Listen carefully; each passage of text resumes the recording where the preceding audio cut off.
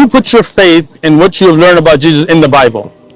In the scriptures? In the scripture, yeah.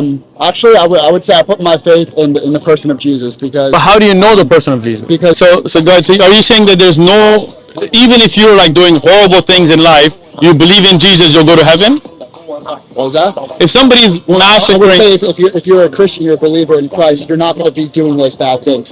See, that's kind of a catch-22, right? Because then you're saying deeds don't matter, but then you're saying you wouldn't do bad deeds anyway. But there are Christians who go to church, that believe in Christ, that do crimes every day. Well, just like Isaiah says, right? They honor me with their lips, but their hearts are far from me. So you're saying any Christian that true, genuine faith, then we are going to be able to walk out in those works. Okay, so have you ever sinned? What was that? Have you ever sinned? Of course, yeah. Everyone has sinned. Do you sin today? Like, do you have things in your life that you do that are sinful? Of course. So are you a true Christian then? But we're atoning for the sacrifice of Jesus, and we're sinning less and less because the Holy Spirit is able to come inside of us. But you do sin even today as a Christian. Will you reach the point where you will never sin? Well, that's a theological question that you know. No, forget theology. I'm just asking you as a person, right? Today you believe in Jesus, right? Correct. But you do still sin. Practically speaking, yes. But good. I like the honesty. But we have an assurance that Jesus covers our sins, and we're able to turn from those things. The question. So even if you died today with those sins, you would still go to heaven just because you believe in Jesus. Yeah, because he was the greatest sacrifice. Okay. But you see, Islam says something similar, but there was no need for any human sacrifice. There's just unnecessary bloodshed at that point. Well, see, like, we still have to deal with like our mistakes, our sins, right? Okay. It has to go somewhere. It can't just vanish. Why can't God just forgive you? So the way that I see it, right? It's sort of like, imagine you're jumping out of an airplane, right? Okay.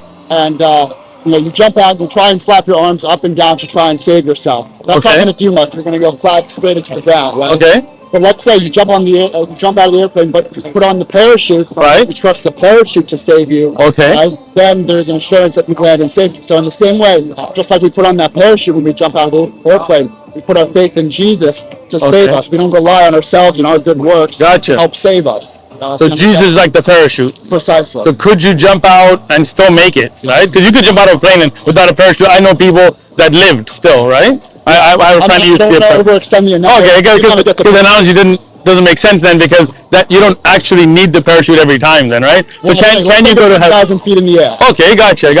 So what if you get a hang glider?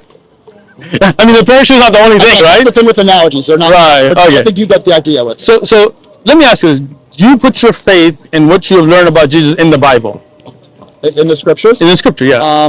Actually, I would say I put my faith in the person of Jesus, because. But how do you know the person of Jesus? Because Jesus in the Bible, right? For example. Okay, the Bible. It talks about, right?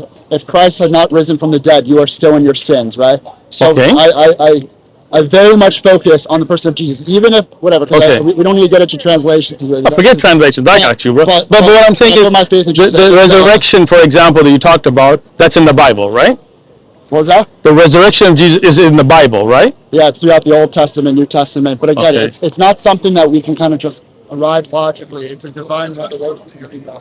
So you're saying the Bible is a divine revelation? I would say it's written by men, inspired by the Holy Spirit, though. So it's not like. Does it have mistakes? It depends how you define mistakes. Errors, things that cannot be. Well, there's translations. No, not translations. I'm talking about like a clear. I'm not talking about like NIV versus KJV versus ESV. I'm not talking about all that. I'm talking about, like, could there be two things in here that cannot possibly be? So one is a mistake, like a contradiction or a content error. We could make a mistake interpreting it. Okay, so let me ask you then. Okay, so this is the Bible. So again, I mean, can I read it? We don't really. You want to read the Bible? Because this is the Bible you were talking about, resurrection, all that, right? I get it. But why is it Christians don't like to read the Bible? All right, okay, so let's read it. So David killed 7,000 chariots, right? When the Syrians had fled before Israel, David killed 7,000. How many did he kill? 7,000. Sure, 7,000. 7,000? Yeah, good? I mean, I've heard. Are we good or no? I know there's not really here to like debate about this. Oh, no, we're just having a conversation. I'm just asking you, okay? I'd actually be curious. So in the 2nd Samuel, then the Syrians fled before Israel, same battle, same history. David killed 700 charioteers. So was it 7,000 or 700? Can't be both.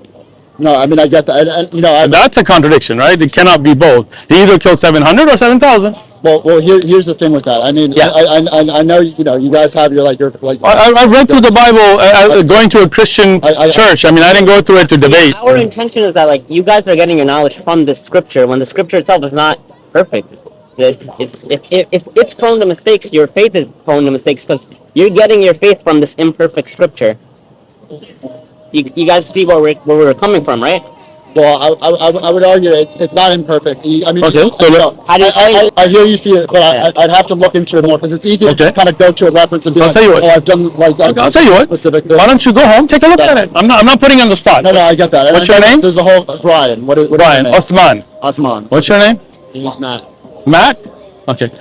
Take a picture. Go home, look it up. Think about it. Like, I'm not here to like debate. I'm just here to discuss. What about